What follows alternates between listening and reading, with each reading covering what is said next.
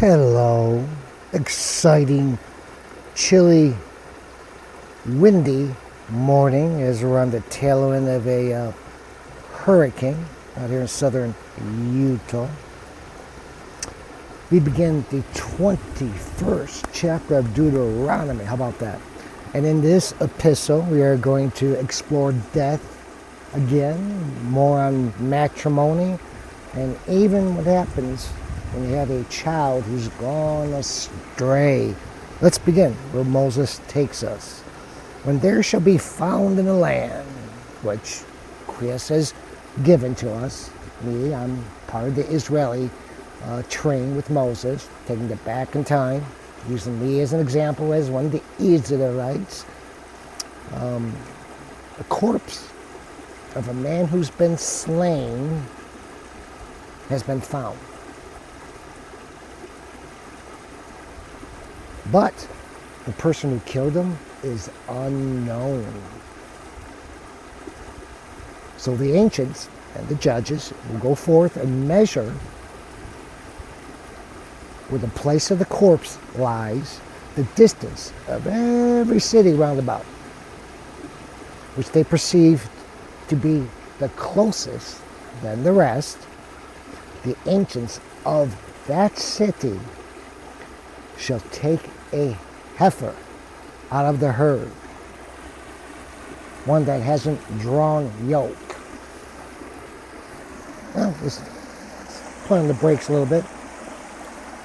Have you heard of this term before? Heifer. This is a young female cow that is yet to give birth, but Quies puts more stipulations on this particular heifer. Hasn't drawn yoke. In other words, hasn't pulled anything man-made yet. Not only has it not pulled anything man-made, but it hasn't even worked for man. In other words, it hasn't plowed the ground. So, the ancients will bring her to a rough and a stony valley. So, untouched valley that's pretty rugged, rough and stony. It's never been plowed. It's never received any seed. Again, untouched by man, so to speak. All right. In this valley, they will strike off the neck of this particular young female cow, this heifer. So they strike the neck, decapitating the heifer in this valley. The priests, the sons of Levi, shall then come forth. Those whom our Lord has chosen to minister to him and to bless and even curse, which we'll discuss later, you'll see, in his name. And at their word, every matter is going to depend upon what they're going to say. Whatsoever is clean or unclean must be judged. Say it again, there's a stipulation for these priests. Whatever is clean or unclean must be judged. This is yet another reiteration as to why a person simply cannot dub himself or herself a priest.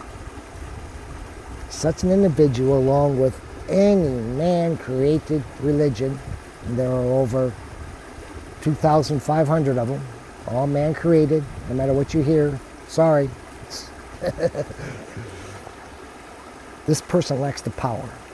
This person lacks the precedence, the tradition, and the permission of Quies. That's why it says, whom our Lord thy God has chosen to minister. Whom our Lord thy God has chosen to minister and bless. Chosen.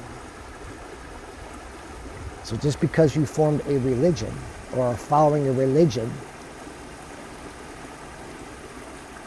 Doesn't mean you have the power to call yourself a priest. You don't. You lack the precedence, you lack the traditions, you lack the power, and above all, you lack Elohim's permission. Will he strike you down for doing it? No. That's why we have all these religions. This because of free will. And the more other humans keep following these religions, the more this path of deadliness for your soul we will as a race engage, just like what happened, only not as bad, before that incredible archaic flood. Moses continues, the ancients of that city, in other words, is the city that's closest to where this body, this corpse was found, they shall come to that slain person and wash their hands over the heifer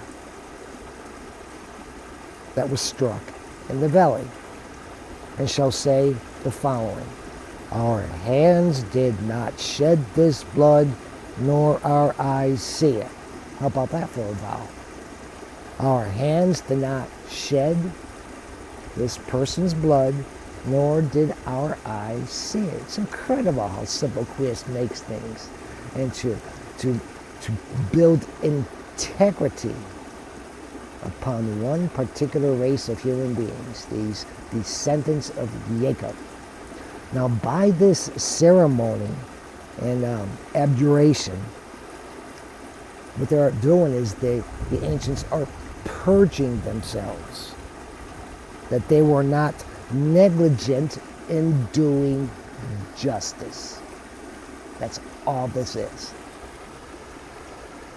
Be merciful to thy people, Israel, whom thou hast redeemed, O Lord, and impute not an innocent blood in the midst of thy people, Israel.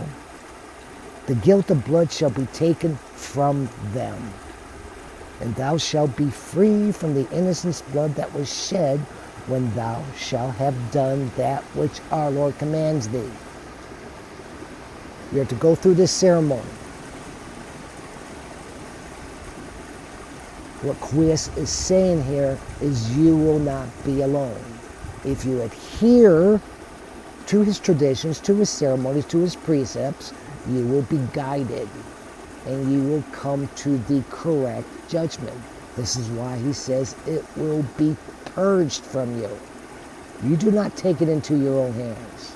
You do not take the laws of Quis into your own hands. Especially when he tells you, I will do this for you. But I ask you to do this for me.